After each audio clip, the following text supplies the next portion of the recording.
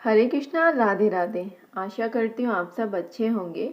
आज मैं आपके लिए माँ ब्रह्मचारिणी की कथा और माँ चंद्रघंटा की कथा लेकर आई हूँ।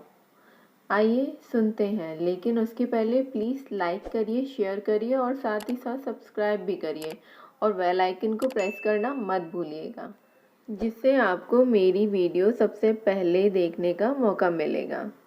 ज्ञान की देवी माँ ब्रह्मचारिणी की कथा सुनते हैं आप। नव दुर्गा के दूसरे स्वरूप माँ ब्रह्मचारिणी की पूजा करने से ज्ञान और वैराग्य की प्राप्ति होती है। शास्त्रों में माँ के हर एक रूप की पूजा विधि और कथा का महत्व बताया गया है। माँ ब्रह्मचारिणी की कथा जीवन के कठिन क्षणों में संभाल लेती हैं। माँ की उपासना का मंत्र है दधाना कर पद्माभ्या मचमाला कमंडलू देवी प्रसीदतु मयि ब्रह्मचारिण्य नुतम्मा। ब्रह्मचारिणी का अर्थ होता है तप की चारिणी, यानी तप का आचरण करने वाली। देवी का यह रूप पूर्ण ज्योतिर्मय और अत्यंत भव्य है। माँ के दाएं हाथ में जप की माला है और बाएं हाथ में यह कमंडल धारण किए हुए हैं, जैसा कि आप पिक्चर में देख सकते हैं। माँ ब्रह्मचारिणी की कथा है कि पूर्व जन्म में इस देवी ने हिमालय के घर पुत्री रूप में जन्म लिया था और नारद जी के उपदेश से भगवान शंकर को पति रूप में प्राप्त करने के लिए घोर तपस्या की थी। इस कठिन तपस्या के कारण इन्हें ब्रह्मचारिणी नाम से जाना गया है। 1000 वर्ष तक इन्होंने केवल फल फूल खाकर बिताए और 100 वर्षों तक केवल जमीन पर रहकर शाक पर निर्वाह किया। कुछ दिनों तक कठिन उपवास भी रखे और खुले आकाश के नीचे वर्षा और धूप के घोर कष्ट सहे। 3000 वर्षों तक टूटे हुए बेल पत्र को खाए और भगवान शंकर की आराधना करती रही। और इसके बाद तो उन्होंने सूखे बेल पत्र को भी खाना छोड़ दिया। कई हजार वर्षों तक निर्जल और निराहार रहकर तपस्या भी करती रही। पत्तों को खाना छोड़ देने के कारण ही इनका नाम अपर्णा पड़ गया। कठिन तपस्या के कारण देवी का शरीर एकदम क्षीण हो गया। देवता, ऋषि, सिद्धगण, मुनि सभी ने ब्रह्मचारिणी की तपस्या को अभूतपूर्व पुण्य कृत्य बताया, सराहना की और कहा, हे देवी, आज तक किसी ने इस तरह की कठोर तपस्या नहीं की। यह आपसे ही संभव हो पाया है। आपकी मनोकामना परिपूर्ण होगी और भगवान चंद्रमौली शिव जी तुम्हें पति रूप में प्राप्त होंगे।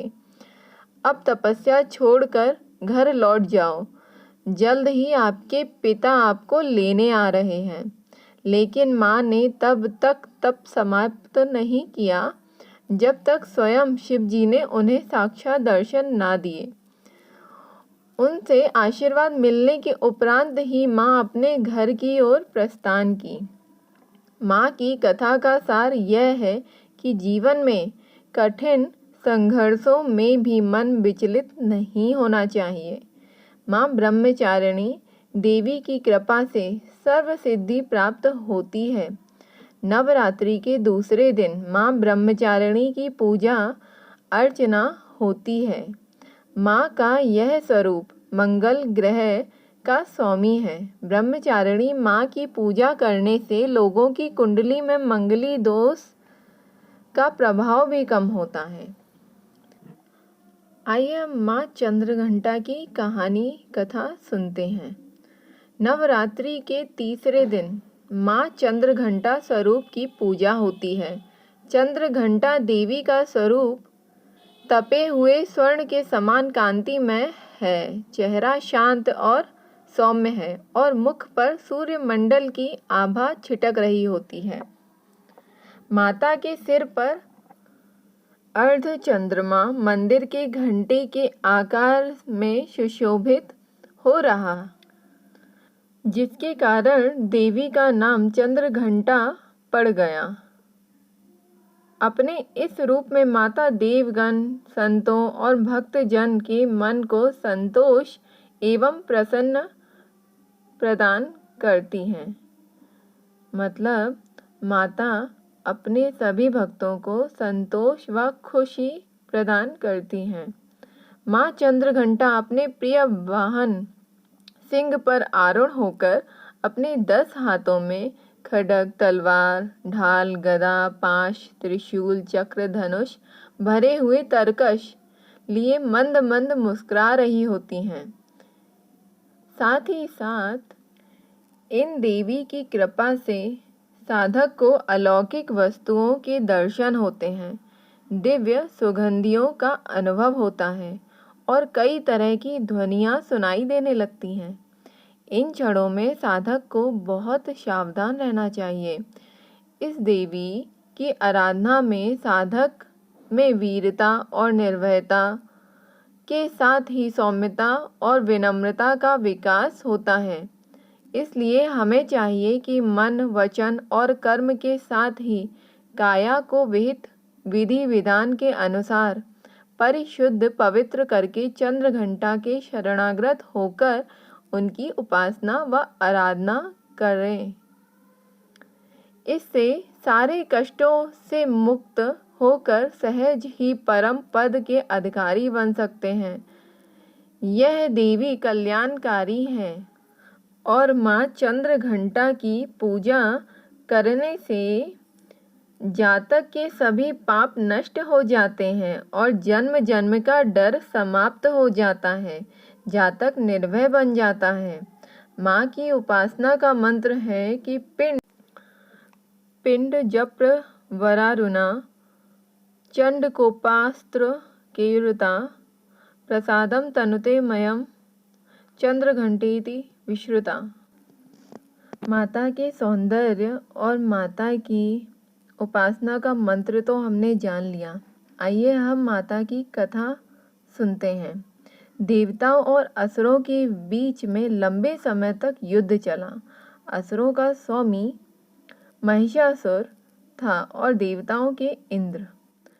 महिषासुर ने देवताओं पर विजय प्राप्त कर इंद्र का सिंहासन हासिल कर लिया और स्वर्गलोक पर राज करने लगा।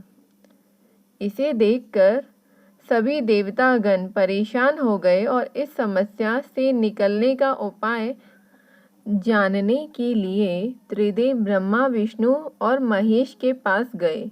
देवताओं ने बताया कि महिषासुर ने इंद्र, चंद्र, सूर्य, वायु और अन्य देवताओं के सभी अधिकार छीन लिए हैं और उन्हें बंधक बनाकर स्वयं स्वर्गलोक का राजा बन गया है।